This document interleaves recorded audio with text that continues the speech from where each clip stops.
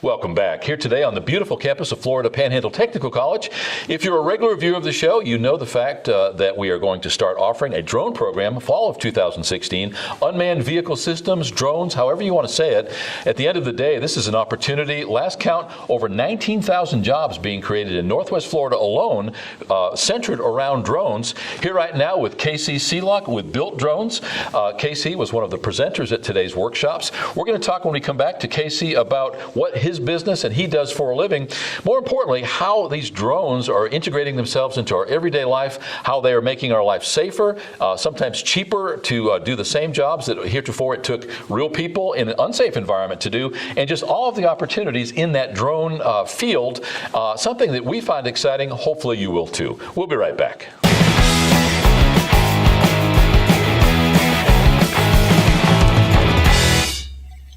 Welcome back. As mentioned, our guest today is Casey Sealock with Built Drones.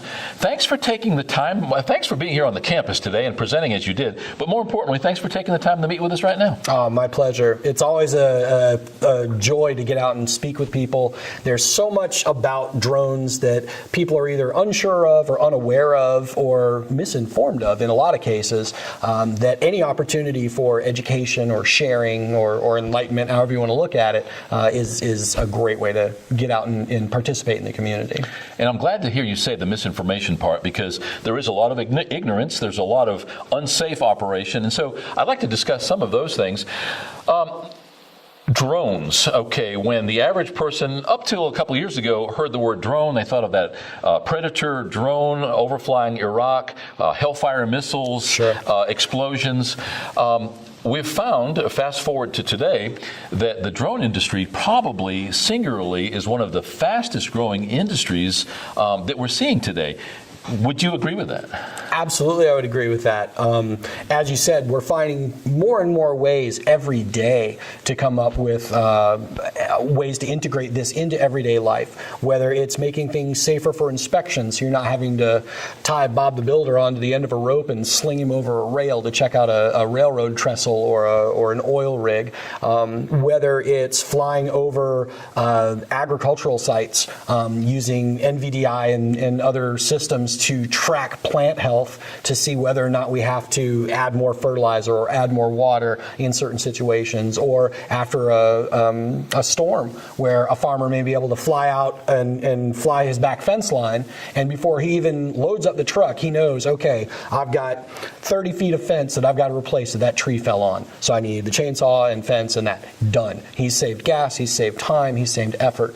You look at a lot of, one of the presenters today works for a power company, and they were talking about scanning lines and scanning infrastructure and that sort of thing. And again, making it safer for people, as well as military. You brought up as a great idea, and another one of the presenters today brought what I think is great, coming from a military family myself, looking for situations where you can take the warfighter out of a dangerous situation. If you can replace it with a robot, if you can do that job and make it safer for a human life, by all means. So it's all about finding new ways to integrate and new ways to come up. And I am amazed every day dealing with clients and news stories and what have you, being involved in this industry, ways that people find to make this work with what a lot of people look at. And initially it started out as a toy. Here, look, here's this goofy looking little thing that flies, but just like a bumblebee, it probably shouldn't, but it does, and how fun is that? To now we're adding cameras, we're adding scanning systems, we're adding LiDAR, or anything that you need to do. We're shooting movies, and just the amount of expansion is amazing. This today was the third in a series of workshops, the last of that series. First one being centered around agriculture, which you alluded to. Huge opportunity there, farmers to be able to see some of the areas irrigation needs to be enhanced, maybe. Second one was transportation, and today we had a remote-controlled vehicle, which was actually supposed to be here last month. Had a rainy day, and they had issues, so that didn't happen, so they were here today. But today being search and rescue, you were one of the presenters today. Give us a thumbnail sketch about what you were talking about today. Gotcha. Again, being able to use this in ways that make things easier. We have seen in search and rescue situations where you may have a swampy section of land, or you may have a dangerous area that you don't want to send people into, or may take people an inordinate amount of time to scan. You can go back and, using this technology, get in relatively quick time, we're talking maybe an hour or two as opposed to days, to search an entire area. In high resolution, if you're doing straight video, it can be in real time. So you can see if in a bad situation, we talked about a quarry fire with explosives on site, and they weren't sure if it was going to absolutely destroy everything in that area, so they didn't want to send people in. But by using one of these drones, they were actually able to send it in and assess the problem, assess the situation, and say, oh, okay, if we move in X amount of time, we're good. But until then, or after that, we're going to have to be worried about it. But that gave them the go-ahead. You also brought up, drones, SUAS, UAVs, unmanned. There are a million names for them, and even in the industry and in the hobby, that has been a point of contention because there is such a negative connotation to the word drone. The actual dictionary definition, I believe it's the third or fourth definition in the set, states any vehicle that can be controlled remotely or autonomously. So by that definition, anything that any remote control vehicle is a drone. From my point of view, I don't really care what you call it. As long as I get to keep working with them, it's fantastic. And as long as we're finding new and better ways to make things better as a whole and implement this technology, I have no problem with what you call them. As with most industries, for instance, the space program, when we were in that race for space, how many thousands of other industries were enhanced and new inventions discovered through the need in that single industry? In the case of drones, I think that it would be arguably notable that the increase in the production, the invention and production of small format cameras in high resolution, along with the gimbals that allow them the ability to take stable photos and videos, has been enhanced. Would you agree with that? Very much so. The technology, and we kind of talked in the class from start to finish. The idea of drone, when people hear that now, their first image is of the DJI Phantom. And it started out, it's always had a very odd little kind of cream puff shape. It doesn't look like it should fly, but it does. The first generation of that was very much that of a toy. Hey, look at this thing, it actually flies, how cool is that? People started coming out with, again, new and better ways to use it. I'll bet you I could stick a camera on that. I bet you I could do this with it. I bet you I could find some way to make it do something else. And as we've gone through, just recently this month, DJI released their fourth version, the Phantom 4. And we have seen with every generation, new technology brought in. And things that we've seen, like the gimbals, which is the little carrying tray underneath, gives you stabilized video. So instead of every time the aircraft moves, the camera moves with it, now the camera can stay steady. As the aircraft adjusts for wind, you get a solid shot. That technology has gone around to many, many other things and many options of what you can change, what you can move, what you can shift. Probably the funniest, I've seen people with selfie sticks that now have a gimbal on the end of it. Do you really need stabilized selfies? Maybe not, but the technology is there, and being able to use that for other things, I've seen them adding them onto vehicles, cars, motorcycles, what have you, to get that stabilized footage. And the footage you see in movies, again, makes it super smooth, super steady. Video production, television production, everything. And then scaling that up as well to larger equipment, whether it's the aviation industry. So many innovations have come from what people started tinkering around with. The Wright brothers, tinkering around in their garage, making model airplanes, scaling them up, and eventually we ended up with, Kitty Hawk. Same kind of thing, a lot of the technology we showed in a demonstration, the technology with the truck we were just talking about, where it can follow based on GPS and motion. That's built into a lot of these smaller drones now. Consumer grade, off the shelf. It will track via the GPS unit you're holding and the GPS unit in the drone, and it will actually follow you a certain distance down to sense and avoid. And now we're seeing that as well in cars, where it may active braking, and if it stops, automatically the car stops. These drones have the same option. So a lot of that translates, and sometimes it's finding ways to use it in industries that you never really would have put together in the first place. I think that the GoPro people have probably definitely benefited from the advent of drones. Sure. They almost are synonymous now. They go together. And I say that with the DJI Phantom 3, and they had 3 levels, the camera that was included with that, and I've never been a proponent of a provided camera. Right. Typically when the camera was gone, then it was useless in my world anyway.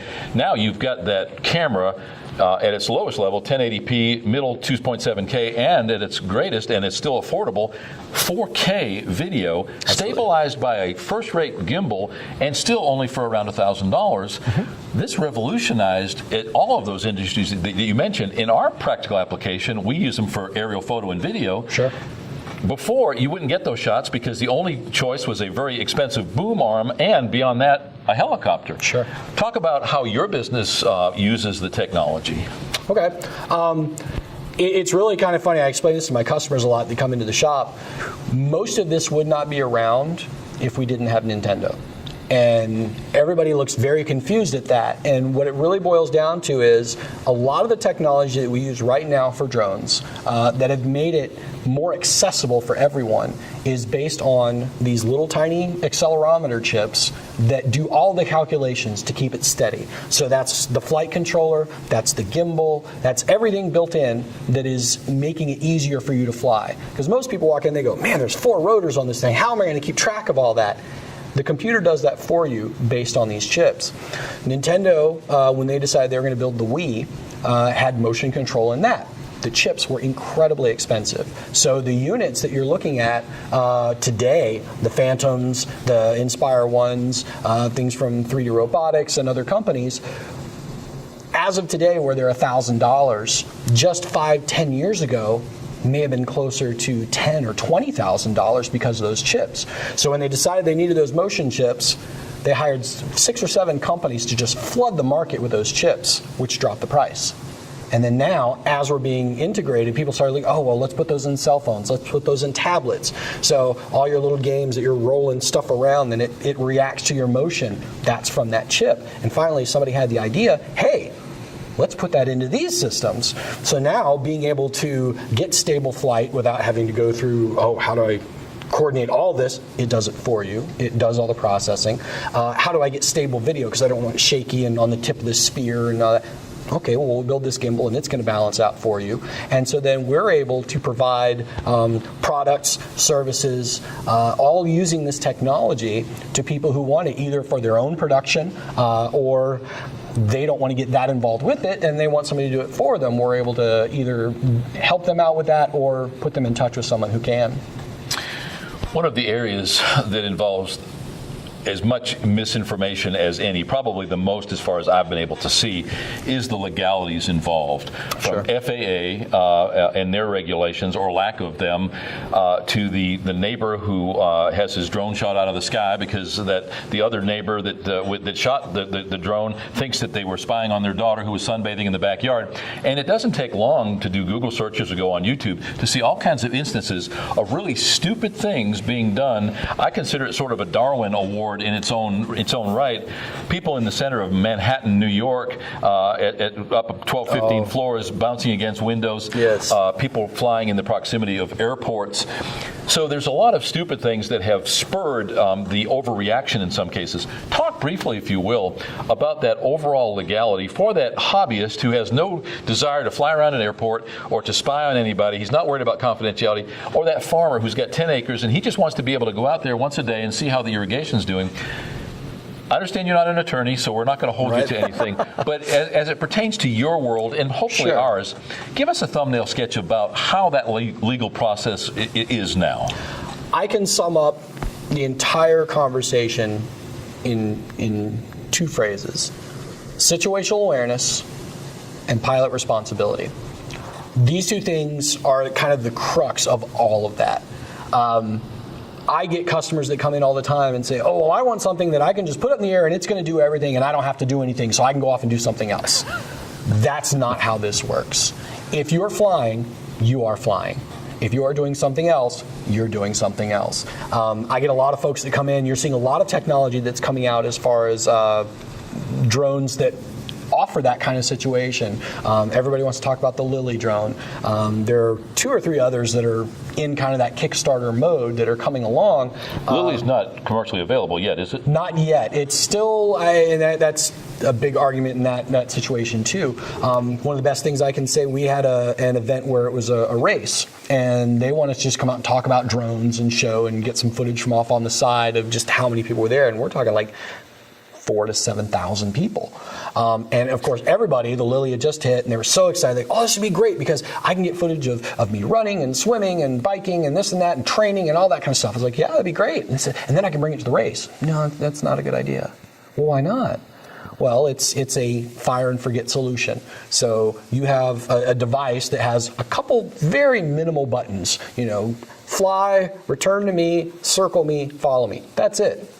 So if you get something that comes into your airspace, or a situation where you've got to get around something or avoid something, you don't have the ability to say, okay, move, get out of the way. And then if you bring that to a group like this, if you've got 4,000 people there, and every 10th person has one, now we've got 400 of these little tiny blenders with no control, bumping into each other, falling into a crowd.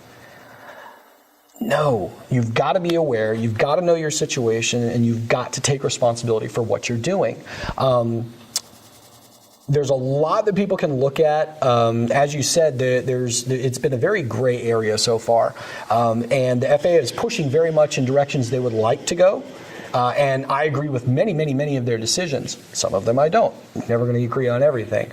For those who are looking to get into it and understand what they can and can't do, especially from a hobby side of it, 9157A is the number to remember. That is an advisory circular that the FAA put out. It's the revised version that has been around for 30 years. They made a few little tweaks to it. The general idea is, again, pretty much common sense. Stay below 400 feet. It used to be if you're within 3 miles of an airport, stay below 400 feet and contact them if you're going to be any different. Now they want you to be 5 miles. Contact the airport. Again, not a horrible idea, especially when you're not having to learn what actual flight paths are or what patterns of weather may do to where airplanes are going to be. Just calling and saying, hey, I've got a little thing up in the air that you might not see and I'm kind of close to you. How do we work together to make this happen? It's really interesting to hear the stories from across the country. You've got some airports that are all about it. They love it. They're like, oh, thank you so much. This is helpful. We're saving lives. We're working together. Everything's cool. You've got some that are, I will never approve any of this in my airspace and don't even ask me. Call Homeland Security. Exactly.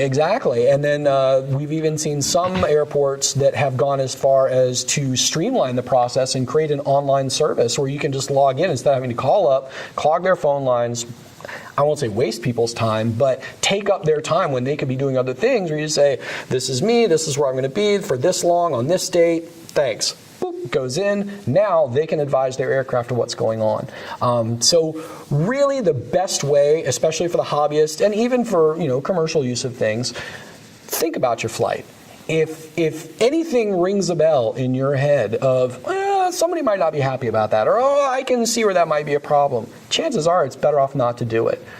In some of the conversations we had today in the seminar and even some of the sidebars we had, it was brought up that chasing the shot is not always the best way to go. You may get a reputation for, that guy gets every shot and it's awesome and he does some really crazy stuff. At the same time, you get that same reputation that may not be exactly what you want. And I have found from a lot of clients and a lot of customers that if you take the time and maybe turn down a job or two, it's like, I would really love to get this shot for you, but I'm concerned about A, B, and C. Here's the ramifications, and here's what might happen. Here's, what I think we should do instead. Or, I'm sorry, I can't be associated with that. And just as in anything in life, if you use a little bit of common sense, you probably have gone a long way to keeping yourself out of trouble. Sure.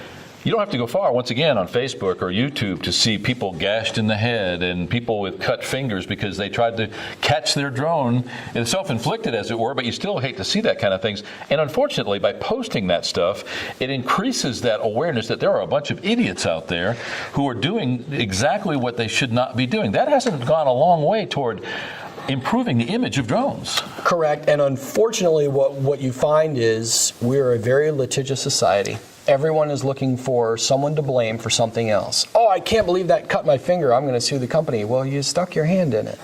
And honestly, what I think we're looking at as far as why things are such a gray area and why they can't lock everything down, we've been working over 7 years now on trying to get regulations, and it still hasn't happened. We have to legislate to the lowest common denominator. So for every 100 operators out there, if they're doing the right thing and marking off landing zones and checking with local, air traffic and on and on, doing everything by the book, even though there is no book, you've got that one guy who does something dumb, and that's what people remember. You may look at some beautiful piece of footage, and that'll stick with you for the rest of the day. Oh, I saw this beautiful shot of a beach, and the sun was setting down over the water, and the waves were rolling up, and absolutely gorgeous. But you're going to see that video of the guy sticking his hand into a spinning prop for the next 2 weeks because everybody's sharing it. Just like any news source, if it bleeds, it leads. So the scariest, most dangerous stuff. Just last week, there was a report out of the UK. British Airways jetliner runs into drone on approach to Heathrow. Absolutely, it was a drone. Oh my gosh, this is terrible, and on and on and on. It landed. There was a check. There was absolutely no damage to the aircraft. Then they started saying, well, we're not sure what it was, but we're pretty sure it was a drone. Okay? But I mean, it was on CNN, it was on Fox, it was everywhere. Within about 4 days, the Minister of Transportation for the UK got up and said, yeah, so we're not really sure what it was, and chances are it could have even been a plastic bag. That went on page 12. Sure. But we hit a drone with no information, no verification. Page one everywhere. Look how dangerous this is. We had a similar situation in the U.S., I believe it was about a year ago now, where there was an airplane coming in. They hit something, had some damage on the aircraft, and swore up and down, it is a drone. Look at this footage. And there was a rubber boot that kind of came over the front end of the de-icing system on the wings, and there were some vertical slits in it. They said, absolutely, without a doubt, that is from a prop from a drone slashing into it. And those of us who fly drones said, well, that's sideways, so the drone had to be in a straight nosedive, which is not how these fly. They're not aerodynamic. You don't do the same motions and moves, so that doesn't make sense. And then they brought out somebody from Smithsonian Air and Space to study, and they said, hey, there's bird DNA in here. Like, there's blood and some skin that came from, you hit a bird. And all of a sudden that story went away. So if it bleeds, it leads, and you've got to kind of take the good with the bad. So going back to the idea of education, the opportunity to come out and speak to folks, we had law enforcement and emergency services folks out here today, letting them know that this can be a tool. It's not just some idiot screwing up and getting it stuck in power lines, or somebody, chasing somebody down the street or what have you. It is a viable option to help them increase their reach within the community, increase their abilities in their jobs, and when used right, can be an absolutely amazing tool. It definitely remains an incendiary conversation in certain circles. Just today, during one of the breaks, I saw a gentleman come up to you, and he was talking to you. He obviously owned a couple of drones. He said one of them was registered. Well, he was unaware of the fact that you're registering the person, and that automatically both of those would be registered with the application of the appropriate numbers. But even as a drone operator, he was unaware that he was not registering the drone, but rather himself. So even at the level which we found ourselves today, which were people of definitely who were interested, who had done some research, who were even using them, still not quite sure of exactly what's going on. Sure, and to clarify that as well, from a hobbyist side, if you register once, that number goes, it doesn't matter if you have one drone or 5,000 drones. I think I'm up to 15 myself. But every single one of those has the same number on it. Whereas if you are commercial and trying to run commercial and you're registering commercially, each aircraft is individual. And it's been very interesting from the standpoint of Congress initially said, okay, FAA, deal with commercial stuff because that's what you're there for. Leave the hobbyists alone. So Rule 336 is the special rule for model aircraft. And basically they said, don't touch them, let them do what they're going to do, because they understood, Wright brothers, all the stuff we've already talked about. Innovations come from this little stuff scaled up to much bigger things. We're falling behind. Leave them alone, let them do their thing. And so they go to regulate the actual commercial side of things. To a lot of us, that doesn't make a lot of sense. Obviously, there needs to be some free space to play within the hobby side of things. But a commercial person who has, say, a $10,000, $15,000, $20,000 drone with cameras and everything else on it and has 12 jobs lined up, they're not going to do anything to put that drone at risk because they need it for the next several jobs. That's what's putting food on the table. They're going to be more careful about what they're doing. And some legislators go, oh, no, they're going to do anything they can to get a dollar. I don't really see it that way. I really think it's the opposite way. Whereas every instance that we've seen, the guy crashing into the White House, there was a one that crashed into an empty tennis arena at the U.S. Open in New York. I believe it's the U.S. Open. But all of these things have all been hobby grade users that have either purchased through an online store without any research, without any ideas. I've been doing this for 4 years or more, and when I started, it was, okay, what do I want to do with this thing?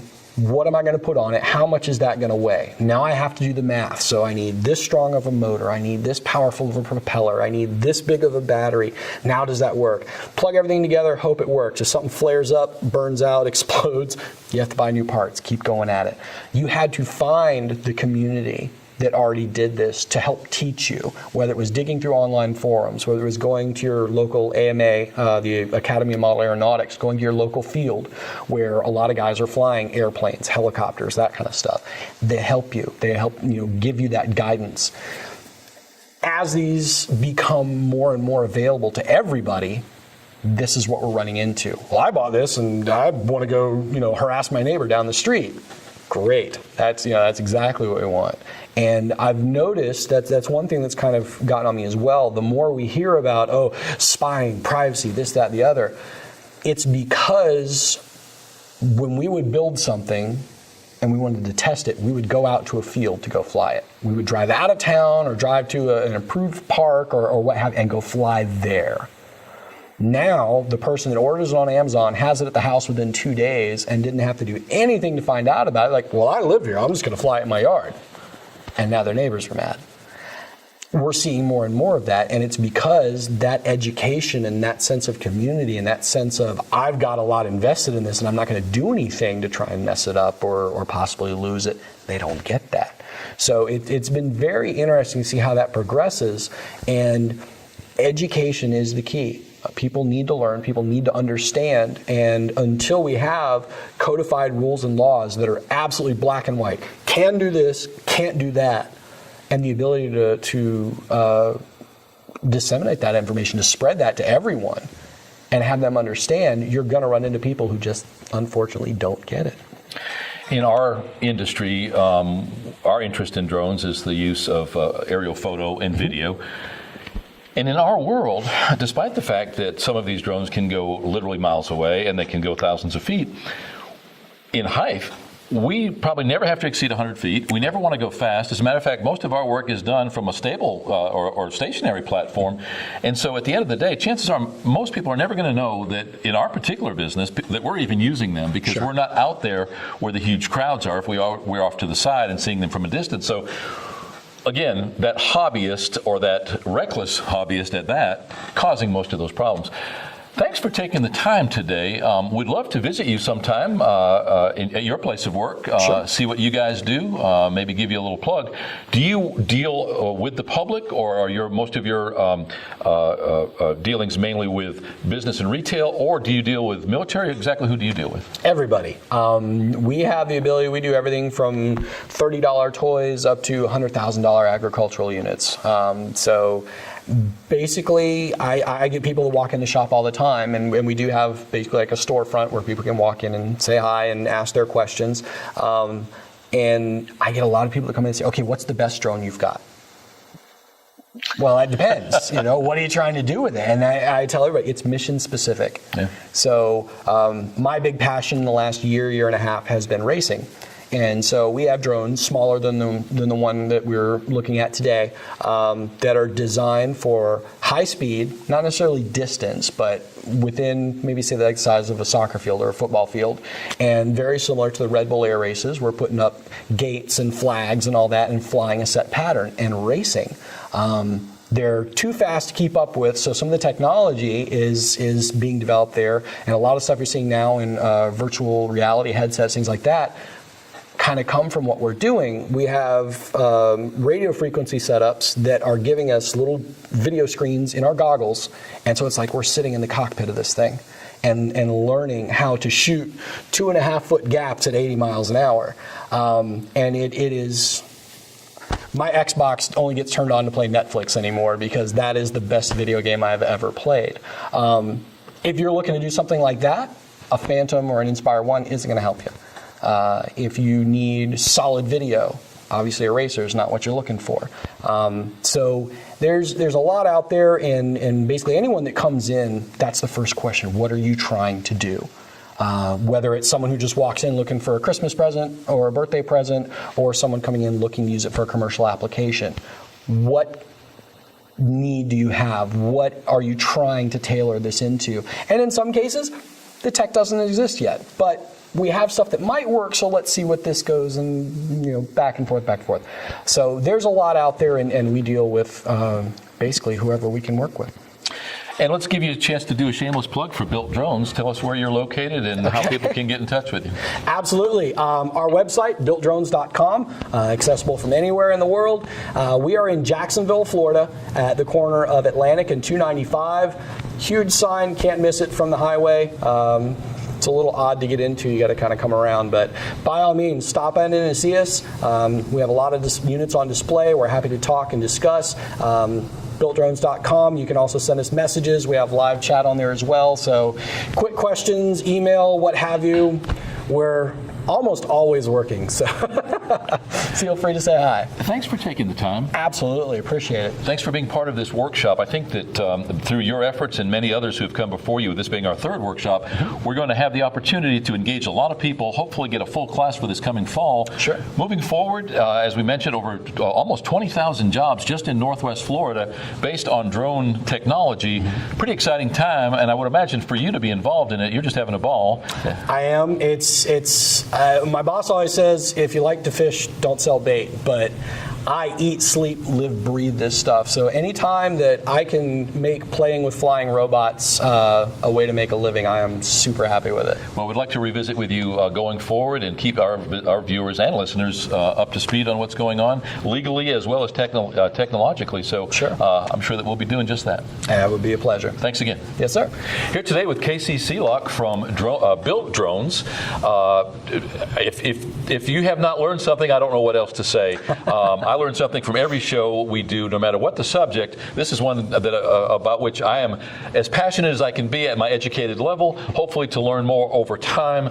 Lots of misinformation, non-information, lots of ignorance about the legality and about the technology in itself. Safety first, as Casey points out, and everything goes from there. Don't forget, coming in the fall of 2016, right here on the campus of Florida Panhandle Technical College, brand new drone program, lots of opportunities to retool your life. A career in a year is our motto here. No matter what the over 40 degree and certification program you become involved in this case, drones, arguably one of the most exciting subjects about which we've talked recently. Hopefully you feel the same way too. We'll be right back.